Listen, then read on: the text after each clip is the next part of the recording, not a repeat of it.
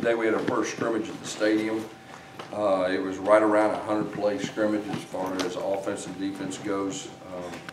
We got 4 live punt return reps, which I thought was very good, especially from an evaluation standpoint. And I believe we got 3 live kickoff return reps too, which from an evaluation standpoint is really good. Started out the scrimmage live field goal block. I think we got 8 reps of those, which was good. And really, this first scrimmage is usually a run-oriented scrimmage, and I think the offense ran the ball. I think it was like 75% of the time, maybe 80%, which that was by design, and that's usually the way we first start out. All 6 running backs got a chance to carry the ball. They rotated them pretty evenly. Cam Martin, Devin Barrett, Boobie Whitlow, Asa Martin, Malik Miller, and C.J. Tolbert all got from 5 to 10 carries. We wanted to really give those guys a chance to evaluate them. I think Tim even rotated them with the 1s and 2s. Just from a big picture standpoint, we went orange and blue, which is our 1s and 2s, evenly. The defense really stood out to me today. They won the line of scrimmage. I think they forced 5 turnovers, which is good from a defensive standpoint. Offensively, they got to do a better job of protecting the football.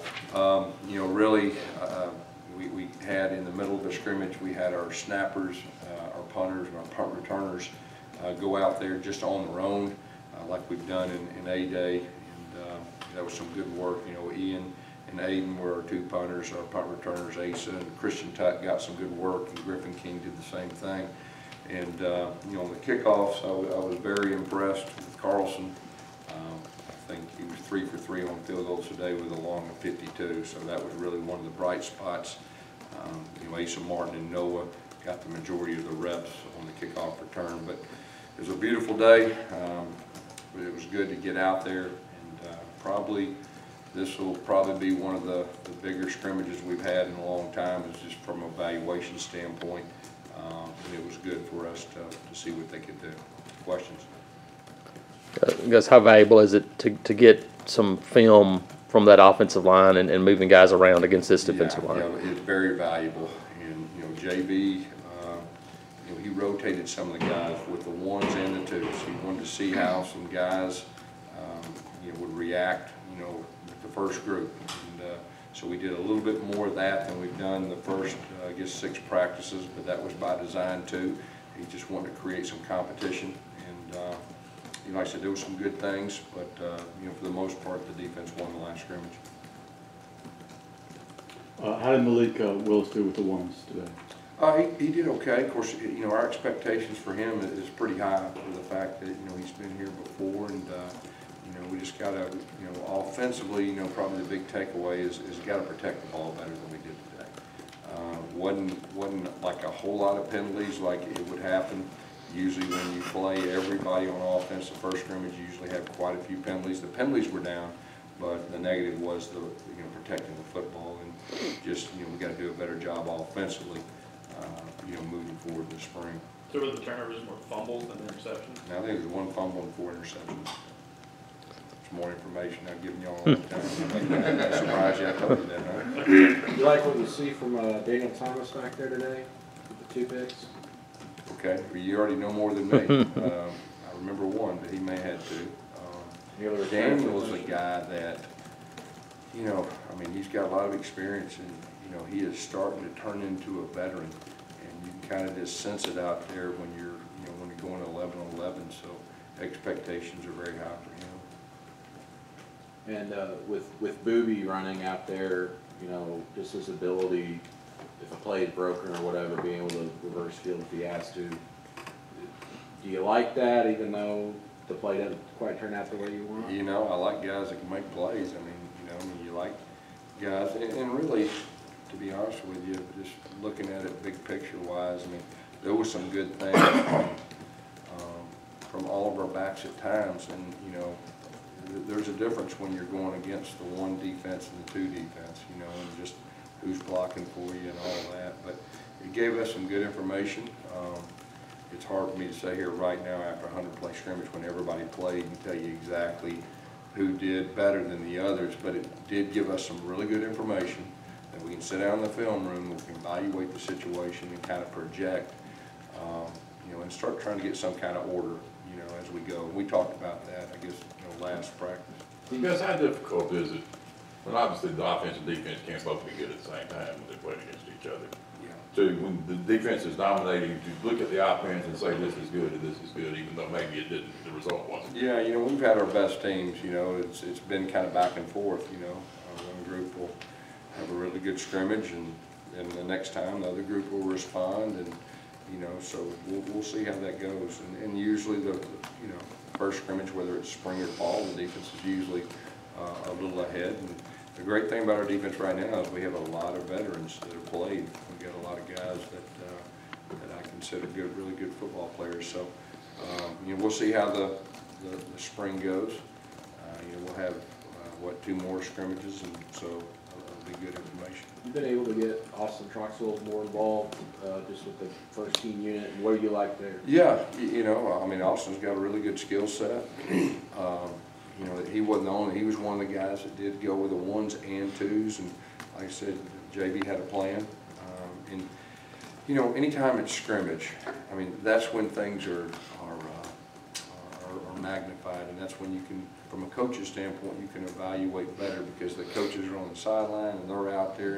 And it was a pretty basic scrimmage too. I mean, offense didn't get fancy, defense didn't get fancy, and that was by design too. We just wanted to see who could block, who could tackle, who could take on blocks, and who could protect the football and all that. Gus, what, just that big picture offensive line, what have you seen out of those guys now, I guess about halfway through spring? Yeah, you know, the thing about offensive line is gelling, and all 5 guys coming together and working together. And you know, the thing about offensive line is you can have 4 guys playing really good and 1 guy that has a bust or whatever. It can make everything look ugly. But I will tell you, I can see them getting better, and I like the fact that JB's got some competition working too, and so you know, you're seeing them improve.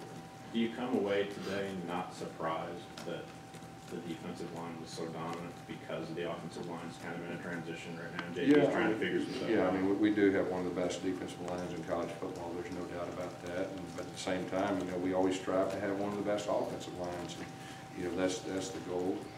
You know, so we'll just see how things are moving forward. Gus, I know you hadn't watched the film yet, just came off the field. You kind of know what you got with that first group of defensive linemen. Anybody kind of catch your eye, just flash out of that second group? No, I mean, and there may be somebody once we watch, but like I said, you got to understand, I'm watching 22 guys, and I'm just trying to big picture from the standpoint of you know, important things, but it's hard to say right now. Gus, offensively, any skill players make an impact, make some nice plays today, you noticed? I probably so, but not like right now. It's hard for me to say. And you know, too, you gotta also think, you gotta do everything. So for an example, one receiver may make one really good catch, but how did he block? What was his assignment? What was his effort? So just from a coach's standpoint, I'm hesitant to say anything until we really see the whole deal.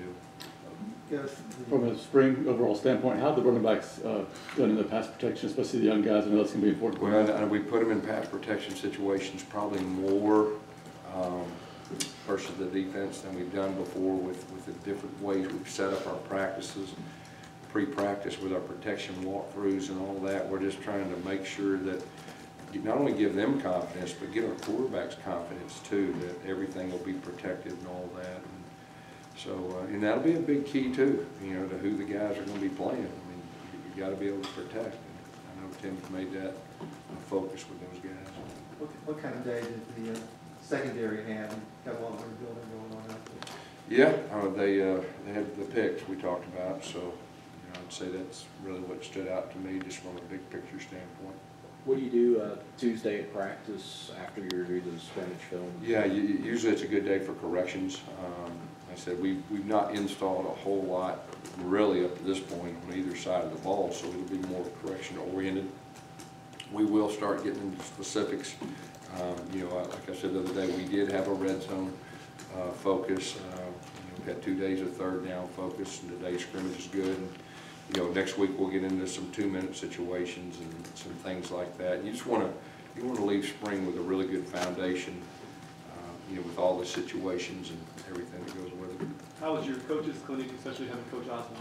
Oh yeah, that was a big deal for me, having Coach Osborne here. I mean, you know, as a young coach, you know, looking up to, I think him and Tom Landry were the two guys that really, when I was young, that stood out to me, just their professionalism, their character, the way they went about their business. Both those guys, obviously, you know, was very consistent.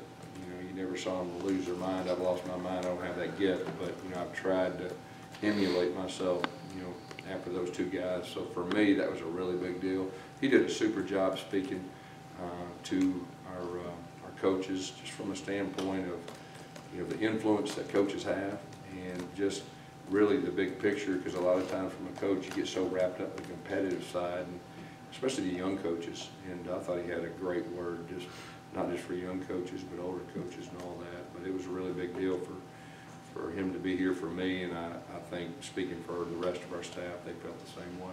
I guess he speaks, you know, we base a lot of his coaching obviously on an identity, and obviously you've done the same.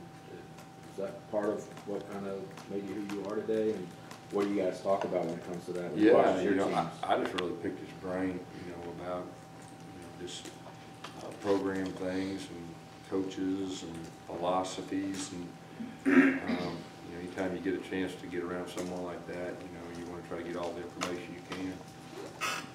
Anything else?